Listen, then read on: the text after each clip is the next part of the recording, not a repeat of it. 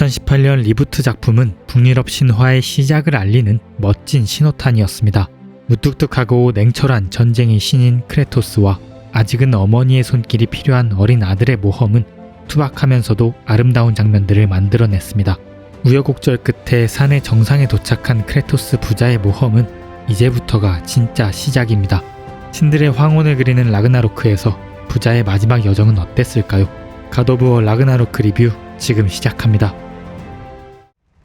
현재의 갓 오브 워를 존재하게 만든 그 당시의 뛰어난 게임성은 많은 게이머들을 감동시켜 왔지만 시리즈가 지속되는 동안 크레토스라는 캐릭터는 변화하지 못했습니다. 반복적으로 소비된 크레토스라는 캐릭터는 더 이상 매력적이지 않았고 폭력과 분노로만 일관된 평면적인 캐릭터에 변화를 줄 때가 온 것입니다. 그 성공적인 변화가 바로 2018년에 출시한 갓 오브 워 리부트 작품이었습니다. 2018년 최다 고티를 수상한 이 타이틀은 산타모니카 스튜디오에 속한 수많은 사람들의 노력의 결과였습니다. 그러나 큰 성공은 다시 또 큰 부담으로 다가왔습니다. 북유럽 신화의 시작을 알린 작품에 이어서 이제 산타모니카 스튜디오는 북유럽 신화의 꽃 라그나로크를 성대하게 장식할 필요가 있었습니다. 4년 뒤 출시한 이 후속작은 아쉽게도 다시 한번 정상에 오르지는 못했지만 2022년에는 엘든링이라는 시대의 명작이 있었기에 결코 아쉬운 결과는 아닙니다. 여전히 훌륭한 액션과 방대한 서사를 보여준 갓 오브 워 라그나로크. 과연 어떤 게임인지 전작과 비교해 다시 한번 살펴보겠습니다. 먼저 1장에서는 전작과 이번 라그나로크를 비교하며 개선된 점, 더욱 강화된 점, 그리고 여전히 아쉬운 점들을 살펴보겠습니다. 이어서 2장에서는 라그나로크에서 펼쳐지는 몇 가지 멋진 이야기와 약간의 해석을 곁들인 내용을 다뤄보도록 하겠습니다. 훌륭한 서사, 인상적인 연출, 그리고 캐릭터의 변화로 성공적인 리부트를 보였던 전작 갓 오브 워에서 가장 큰 아쉬움을 꼽자면 그건 아마 몹 디자인의 다양성 부족이었을 겁니다. 똑같은 형태의 색깔만 바꿔 표현되던 트롤, 오우거, 드라우거 등의 몹들은 게임 내내 반복적으로 등장하며 전투의 신선함을 떨어뜨렸습니다. 그러나 이번 라그나로크에서는 그런 아쉬움을 완전히 타파합니다. 전작에서 등장했던 몹은 물론이고 미드가르드 습격단, 더 다양한 짐승과 괴수, 애시리 전사, 에인헤리아르 등 정말 다양한 적들이 등장합니다. 이러한 개선은 게임이 끝날 때까지 전투의 신선함을 유지시켰습니다. 몹 디자인 부족에 더불어서 보스전의 부족함도 아쉬운 부분이었습니다. 인상적인 연출과 규모감 있는 보스전은 분명 좋은 기억으로 남았지만 그 횟수가 적었던 탓에 아쉬움이 있었기 때문입니다. 이번 라그나로크에서는 그런 인상적인 보스전을 더 많이 즐길 수 있었습니다. 거대한 곰과의 결투, 드래키와 같은 괴수와 보스전, 광전사나 발키리와의 전투, 그릴라나 가름과 같이 큰 규모의 보스전은 물론 헤임달이나 토르와 같은 주요 신과의 보스전도 굉장히 인상적이었습니다. 마치 전작에서 발두르와 치렀던 전투를 떠올리게 할 정도였습니다. 전작에서 이미 훌륭했던 요소들이 라그나로크에서 더 강화된 부분들도 있습니다. 먼저 전투 시스템이 한층 더 확장되었습니다. 이번 작은 처음부터 리바이어던 도끼와 혼돈의 블레이드를 바로 사용하며 중반을 지나면서 드라우프니르 창이라는 세 번째 무기를 얻게 됩니다. 스킬 트리를 살펴보면 이 세 가지 무기를 상황에 맞게 스왑하며 사용하는 것이 전투에서 가장 효율적임을 알 수 있는데 이런 무기 시스템은 효율성뿐만 아니라 전투에 있어서 다채로운 플레이 경험을 제공합니다. 특히 드라우프니르 창을 얻는 과정은 단순히 무기를 얻는 이벤트를 넘어 서사와 깊이 연결된 흥미로운 파트입니다. 이 부분은 2장의 이야기 파트에서 마저 다루도록 하겠습니다. 더불어 새롭게 추가된 고지대 공격은 낙하하며 강력한 공격을 발동할 수 있어 전투에 입체감을 더했고 혼돈의 블레이드를 활용한 그래플링 훅은 액션과 탐험의 측면에서도 더 확장된 모습을 보여줍니다. 또한 전작에서는 아트레우스만이 동료로 함께 했다면 이번 작품에서는 그 범위가 크게 확장되었습니다. 드워프 형제, 프레이야, 앙그르보다 등 다양한 캐릭터들이 동료로 합류합니다. 다만 동료의 전투 스타일이 크게 차별화되지 않아 전투 방식에 미치는 영향이 제한적이라는 점은 조금 아쉽습니다. 동료별 특색이 더 뚜렷했다면 어땠을까요? 서사의 측면에서도 더 많은 이야기가 준비되어 있습니다. 이번 작품에서는 아트레우스와 거인족의 이야기를 중심으로 드워프 형제의 감동적인 이야기, 프레이야와의 관계 회복, 그리고 전작에서 빌런으로만 묘사되었던 오딘과 애시르 신족의 다면적인 모습까지 표현하며 다양한 이야기를 준비해 두었습니다. 하지만 얻는 게 있으면 잃는 것도 있는 법. 방대해진 서사는 플레이어에게 더 많은 볼거리를 제공했지만 그 깊이감은 다소 얕아졌다는 느낌을 받았습니다. 전작은 티르, 오딘, 토르 등 주요 애시르 신족이 등장하지 않았음에도 불구하고 이들의 존재를 깊이 느낄 수 있는 치밀한 스토리텔링을 선보였습니다. 이야기 전개는 촘촘하게 짜여져 있어 진행 과정에서 눈 돌릴 틈이 없을 정도로 밀도 높은 몰입감을 제공했죠. 반면 라그나로크는 전작 대비 훨씬 많은 등장인물과 지역이 추가되었지만 그로 인해 서사의 깊이감이 조금 희석되지 않았나 하는 아쉬움이 남습니다. 이는 아마도 3부작으로 풀어낼 만한 방대한 이야기를 2부작으로 압축하여 마무리하면서 생긴 한계일지도 모릅니다. 많은 부분에서 훌륭한 라그나로크였지만 전작에서 아쉬웠던 부분들이 여전히 개선되지 못한 경우도 존재합니다. 여전히 미니맵은 존재하지 않았고 직관성이 떨어지는 UI는 플레이어에게 썩 좋은 경험을 주진 못했습니다. 물론 직관성이 떨어지는 UI라는 건 제 개인적인 의견에 그칠 수도 있습니다. 그런데 이런저런 아쉬움을 다 차치하고 제일 큰 문제를 바로 이야기해보죠. 바로 퍼즐입니다. 퍼즐에 관해서는 의견이 분분합니다. 이게 무슨 전쟁의 신이냐, 퍼즐의 신이지 라는 말이 나올 정도로 갓 오브 워 시리즈는 월드 곳곳에 수많은 퍼즐을 배치한 게임입니다. 그런데 라그나로크에 들어와서 퍼즐의 양이 더욱 많아졌고 더 악랄해졌습니다. 단순히 퍼즐이 더 어려워졌다는 의미가 아니라 더 지저분해졌습니다. 전작에서는 뇌지컬과 피지컬을 적절히 활용하면 모든 퍼즐이 바로 해결되었지만 이번 작에서는 퍼즐을 풀기 위해 더 멀리 이동해야 하는 경우가 추가되었습니다. 이렇게 물리적인 동선이 늘어난 형태의 퍼즐은 결코 즐거운 경험은 아니었고 플레이 타임을 늘리기 위한 수단으로 느껴졌습니다. 하지만 애석하게도 갓 오브 워에서 퍼즐은 뗄래야 뗄 수 없는 필수적인 요소입니다.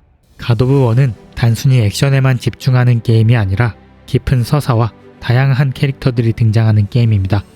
특히 크레토스라는 캐릭터가 시리즈 전체에 걸쳐 변화하는 거대한 캐릭터 아크를 가지고 있다는 점은 이 시리즈의 큰 특징 중 하나이죠. 게다가 신화를 배경으로 하고 있기 때문에 게임 속에서 풀어야 할 이야기가 굉장히 많습니다. 다시 말해 퍼즐은 이런 방대한 서사를 풀어내는 하나의 장치로 작동합니다. 모든 서사를 액션과 컷신으로만 풀어나간다면 게이머가 느끼는 피로감이 크게 증가할 수도 있습니다. 한마디로 완급 조절의 도구로 활용된 것입니다. 하지만 이러한 점을 이해하고 있는 저 역시도 퍼즐에서 꽤 많은 불쾌함을 느꼈고 참 모순적이지만 갓 오브 워 라그나로크에서 오게티가 하나 있다면 그건 아마 퍼즐일 겁니다. 갓 오브 워에 대한 멋진 특징들은 지난 리부트 리뷰에서 모두 이야기했기 때문에 이번에는 스토리 측면에서 이야기를 나눠보고자 합니다. 라그나로크는 전작에 비해 훨씬 더 많은 이야기를 담고 있습니다. 전작에서 남겨두었던 떡밥 대부분을 회수하며 북유럽 신화의 재해석을 포함해 전체적인 서사를 높은 수준으로 완성한 작품입니다. 그런 만큼 이번 장에서는 라그나로크 속 인상적인 이야기 중 일부를 같이 살펴보겠습니다. 전작에서 크레토스는 마치 자신의 과거를 보는 듯한 발두르의 모습을 보고 그를 막아보려 합니다. 그러나 자신의 어머니인 프레이야조차 죽이려 드는 발두르의 모습에 결국 크레토스는 프레이야를 지키고자 발두르를 죽일 수밖에 없었습니다. 이 사건으로 프레이야는 크레토스에 대한 큰 증오를 갖게 됩니다. 라그나로크를 시작하면 초반부터 크레토스를 죽이려고 달려드는 프레이야를 볼 수 있습니다. 여전히 그녀와 싸울 의지가 없는 크레토스였고 오히려 아트레우스의 공격으로부터 자신을 지켜주려 하는 크레토스의 모습을 보고는 잠시 복수심을 누그러뜨립니다. 또한 크레토스는 페이와 아트레우스 이전의 과거, 그리스 시절의 아내와 딸 칼리오페에 대해 이야기합니다. 그는 과거 자신이 신들의 농간에 의해 가족을 잃었고 그 고통이 얼마나 깊었는지 토로하며 아들을 잃은 프레이야의 마음을 이해하고 있다는 자신의 감정을 표현한 것입니다. 이는 전작과 비교해서 크레토스가 한 번 더 변화한 모습임을 시사합니다. 전작에서도 타인의 감정은 고사하고 자신의 아들의 감정조차 제대로 이해하지 못했던 크레토스입니다. 그가 자주 했던 마음을 닫아라 라는 말은 아트레우스뿐만 아니라 자기 자신에게도 적용한 말이었기 때문입니다. 프레이야와의 여정과 이야기는 이번 작품에서 중요한 변곡점입니다. 크레토스의 감정적 변화는 물론 이를 통한 프레이야의 변화를 이끌어냅니다. 또한 이 변화는 프레이야와 함께 바나 신족의 군대를 라그나로크 일행에 합류시켰고 전작에서 크레토스가 해방시켰던 8명의 발키리를 규합한 프레이야는 크레토스와 아트레우스에게 가장 든든한 지원군이 되었습니다. 드라우프니르 창은 본작 라그나로크에서 새롭게 등장하는 무기입니다. 북유럽 신화에서 등장하는 드라우프니르 반지가 게임 내에 그대로 채용된 요소로 이를 보관하고 있던 브록과 신드리 드워프 형제의 도움으로 이 무기를 만들게 됩니다. 크레토스는 이 무기를 만들기 위해 브록과 함께 대장간으로의 여정을 떠납니다. 그곳에 도착한 그들은 대장간의 중심부에서 무기를 만들어줄 한 숙녀를 만납니다. 이 숙녀는 드라우프니르 반지와 여러가지 재료를 합해 무기를 만들어내는데요. 브록이 재련한 무기의 날과 여정의 길에서 입수한 바람, 그리고 마지막으로 드라우프니르 반지를 더해 최종적으로 창의 형상을 만들어냅니다. 이때 숙녀는 한 가지 재료를 더 요구하는데 그것은 바로 신의 피, 즉 크레토스의 피입니다. 숙녀는 크레토스의 피에서 두 가지 문양을 확인하는데 첫 번째는 오메가 문양, 이는 크레토스가 그리스 신화에서 전쟁의 신으로 군림했던 모습을 상징합니다. 그의 파괴적인 과거를 대변하죠. 두 번째는 람다 문양, 크레토스가 신이 되기 이전인 스파르탄 시절의 모습을 상징합니다. 람다 문양은 스파르타 병사들의 방패에 새겨진 문양이며 스파르타의 건국왕인 라케다이몬의 첫 글자입니다. 그러니까 이 장면은 크레토스의 본성에 존재하는 신격과 인격을 확인하고 무기에 부여한 장면이라 볼 수 있는데요. 이 장면을 다시 한 번 더 살펴보겠습니다. 먼저 오메가 문양이 나타나는데 이때 숙녀의 표정이 미묘하게 바뀝니다. 이후 다시 피를 움직여 람다 문양을 확인하고 이번에는 무기에 부여하는 모습을 볼 수 있죠. 즉 이 장면은 크레토스의 진짜 본성은 신격이 아닌 인격이 있다라는 의미로 볼 수 있습니다. 숙녀를 만나기 전 브록은 형상보다 중요한 본성에 대해 이야기합니다. 그리고 숙녀는 영혼이 없는 자와 대화할 수 없습니다. 이를 통해서 숙녀는 사물의 형상이 아니라 본성을 보는 존재인 것으로 추측됩니다. 그리고 그녀는 크레토스의 영혼에서 그의 진실된 본성을 보았던 것입니다. 더군다나 세 번째 무기가 창의 형상이라는 점은 스파르타의 병사를 상징하는 무기가 창과 방패라는 점을 고려했을 때 개발진의 의도 역시도 인격을 강조하려는 것이 아닐까 생각됩니다. 앞서 드라우프니르 창을 만드는 과정에서 크레토스의 본성에 대한 이야기를 했습니다. 이는 드라우프니르 창을 만들러 가는 과정에서 위대한 대장장이 브록이 한 말입니다. The nature of a thing's more important than the form of a thing. 이렇듯 본성의 중요성을 강조했던 브록은 다른 이들의 본질을 꿰뚫어보는 뛰어난 통찰력을 가진 인물로 묘사됩니다. 모두가 틸의 말을 의심하지 않고 속아 넘어갈 때 브록은 그를 쉽게 믿지 않았습니다. 신드리가 숨기고 있었음에도 불구하고 자신이 과거에 한 번 죽었다는 사실에 대해 어렴풋이 의심하고 있었던 점에서도 그 예리함을 엿볼 수 있었죠. 의심이 진실이 되는 이 사건에서 또 하나의 명장면이 탄생합니다. 죽음이라는 진실을 마주한 브록은 큰 상실감을 느끼게 되는데 바로 이때 크레토스의 한마디가 브록의 마음을 다잡아줍니다. 크레토스는 단순한 위로가 아닌 진심 어린 말로 브록의 존재와 가치에 대해 이야기합니다. Fucking die! The fuck you want? It needs a blessing. Yeah, well, the one to give us the blessing just fucked off into the tomb. It needs the blessing of a great blacksmith. What? No, I can't bless shit. I don't have all my soul bits. The blessing wouldn't mean squat. It is the nature of a thing that matters, not its form.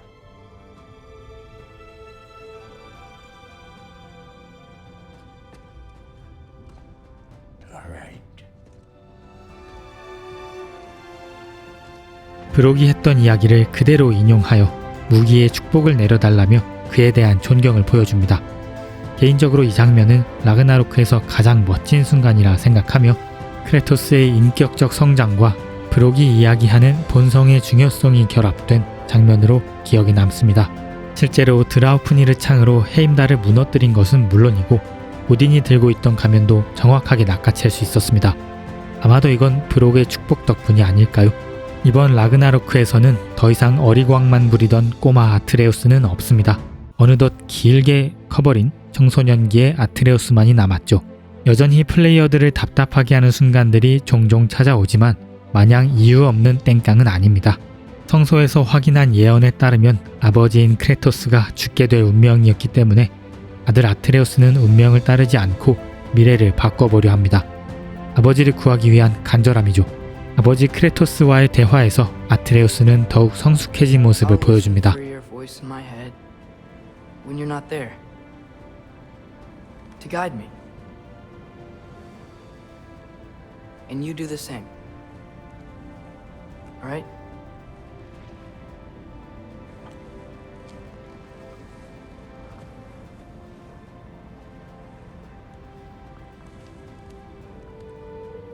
I need to know you'll be okay without me.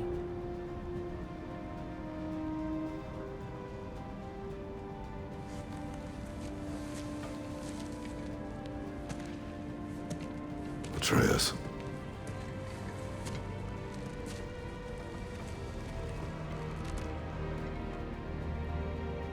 I am sorry.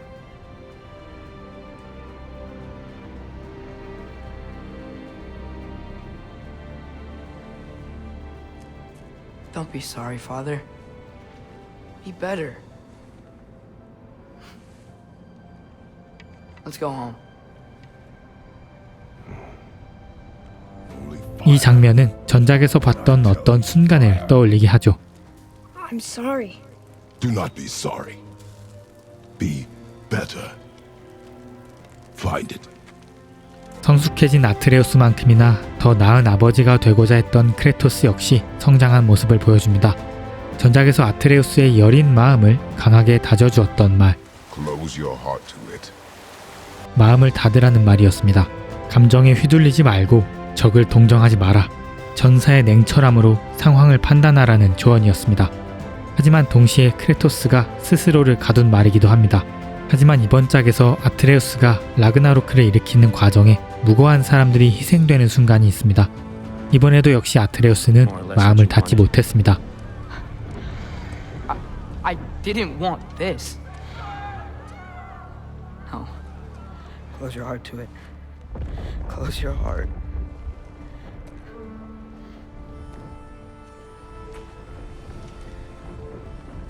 Who are they? Midgardians. Odin took them in. They shouldn't be here. They're not soldiers. Odin put them in our path to die. It's war. Wars are won by those who are willing to sacrifice everything.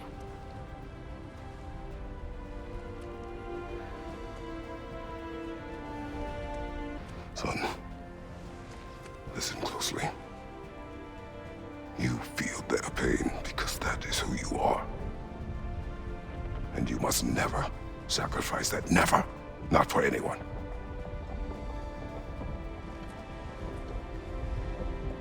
I was wrong, Atreus. I was wrong. Open your heart. Open your heart to their suffering. That is your mother's wish. And mine as well. 이렇게 내면의 성장을 이뤄낸 부자의 모습은 플레이어에게 뿌듯함과 감동을 선사합니다. 격세지감이라고 할까요? 아트레우스는 더 이상 철없는 꼬마가 아니라 자신의 운명과 책임을 고민하는 독립적인 존재로 거듭났고, 크레토스는 전쟁의 신이 아니라 아들을 이해하고 더 나은 아버지가 되기 위해 노력하는 성숙한 인물로 변화했습니다. 이러한 세심한 변화들은 전작을 더욱 빛나게 하며 후속작으로서의 역할을 톡톡히 수행합니다. 스토리에 대한 이야기는 여기서 마무리하겠습니다. 이 외에도 에시르 신족과 바나 신족, 그리고 거인족과 여러 괴수들에 대한 다양한 이야기가 있지만 그것을 모두 이야기하면 너무 많은 스포일러를 하게 될 것 같아서 이쯤에서 정리합니다.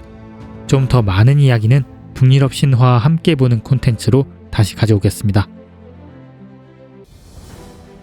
지난 한 달 정도 갓 오브 워를 플레이하며 보냈습니다. 정말 즐거운 경험이었고 이 게임을 왜 이제 했나 이런 생각도 들었습니다. 개발 비하인드도 참 재밌는 이야기가 많았습니다. 다만 성공적인 리부트를 보여준 전작 2018년의 갓 오브 워와 비교하면 조금은 아쉽다는 생각이 들었습니다.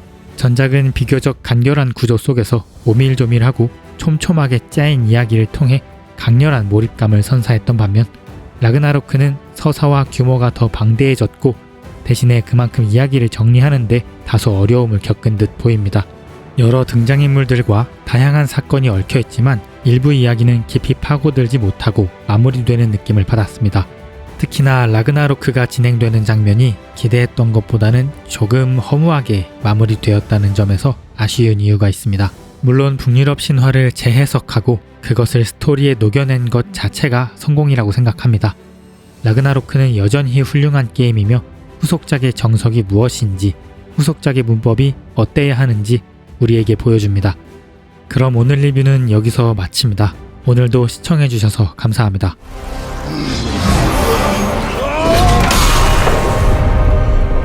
We will make our own destiny.